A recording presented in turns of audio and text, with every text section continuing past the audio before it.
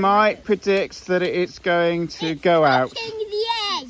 It could cook the egg, yes. We could have hard-boiled eggs. I hate it's melting it. It's melting.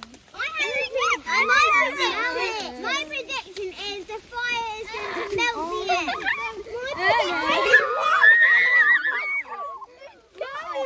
Like a lava lamp.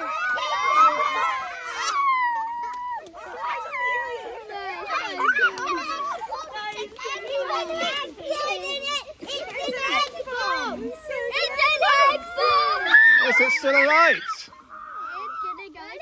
It's still alight. Amazing. But hang on, Edward, your triangle, the oxygen's gone when it's inside it. How did that work?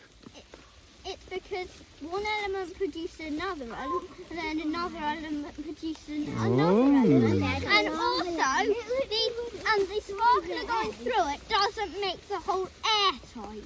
Oh, that's a really good point.